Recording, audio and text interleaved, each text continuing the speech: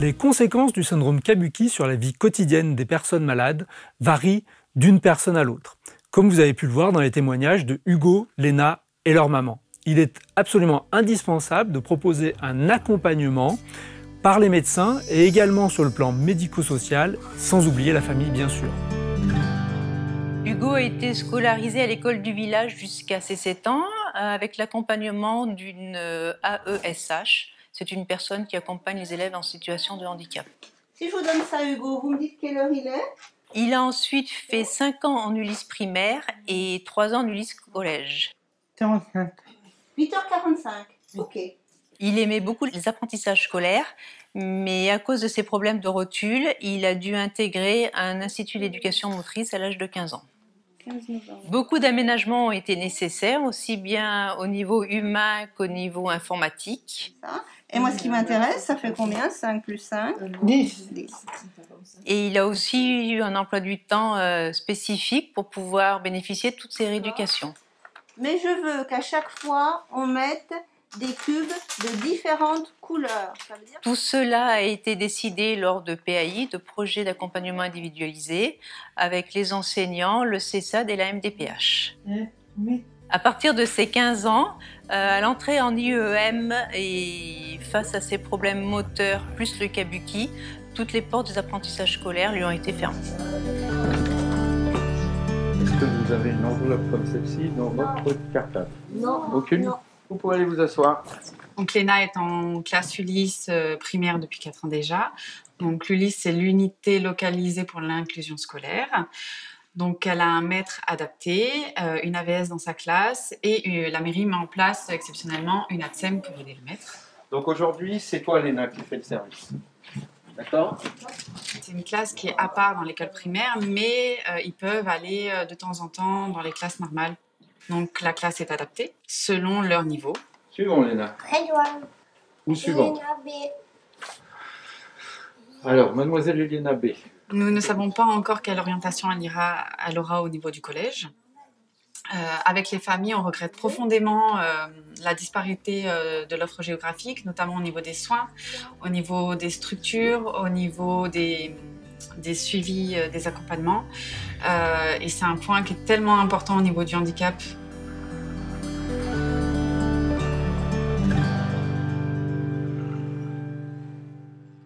Le syndrome Kabuki a eu un impact important sur les apprentissages d'Hugo.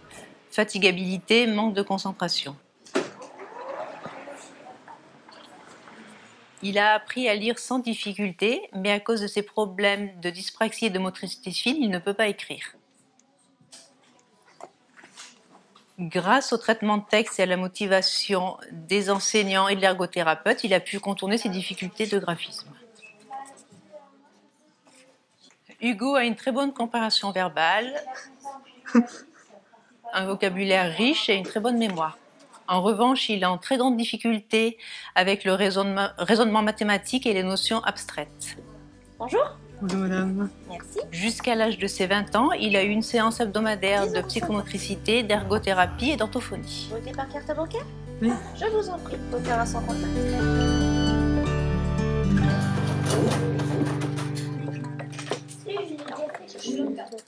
Léna, avec l'âge, se concentre de plus en plus, mais cela reste de courte durée.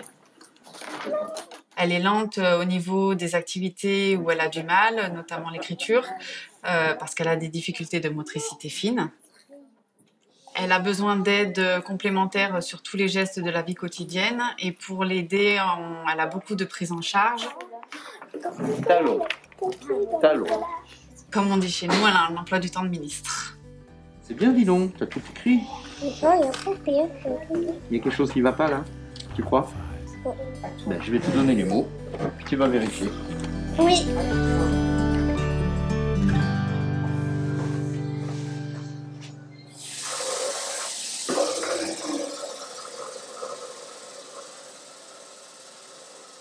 Hugo s'habille seul et de façon adaptée à la météo. Il a besoin d'aide pour faire sa toilette et couper certains aliments. Il est très difficile pour lui de faire ses courses, il manque de concentration, il n'a pas la notion de l'argent, il est vulnérable. Il n'est pas capable non plus d'assurer ses démarches administratives ni la gestion de son quotidien. d'énormes progrès et a acquis une petite autonomie, il aura besoin toute sa vie de l'aide d'une tierce personne.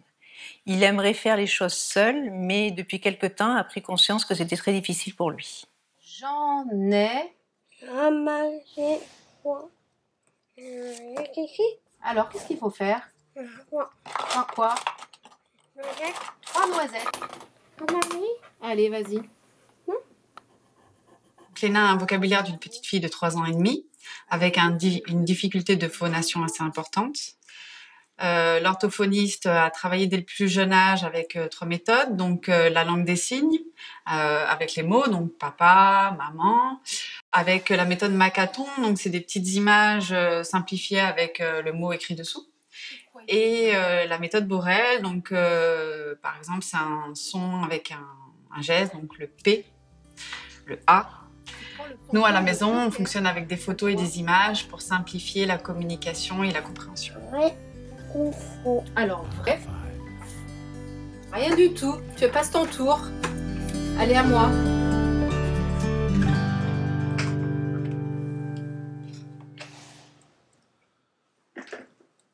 Hugo est souriant, sympathique, optimiste, jovial. Avec autrui, il a un comportement normal. Il est très attentionné. Il aime beaucoup les sorties et les réunions de famille. C'est un pro du smartphone et des réseaux sociaux, ce qui lui permet de communiquer de la même façon que les jeunes de son âge. En journée, Hugo est en SAJ, service d'accueil de jour, et le soir en foyer de vie. Il rentre tous les week-ends à la maison. Le travail en ESAT n'est pas adapté à Hugo du fait de sa dyspraxie, de son manque de concentration et de sa fatigabilité. Et surtout, ça ne l'intéresse pas. À ce jour, nous n'avons pas trouvé d'autres alternatives et nous regrettons fortement qu'il n'y ait pas de prise en charge rééducative à l'âge adulte. Afin d'accompagner les familles dans leur démarche d'accès aux droits, notamment auprès de la MDPH, il est possible de demander de l'aide auprès des assistantes sociales, des hôpitaux de proximité ou dans les services médico-sociaux. On peut également demander auprès du médecin traitant la réalisation d'une affection longue durée. Il est indispensable d'accompagner psychologiquement les personnes malades, leurs familles, sans oublier la fratrie. Enfin, il existe une association de personnes malades, l'association Syndrome Kabuki, qui porte collectivement la voix des familles et les accompagne dans leur parcours.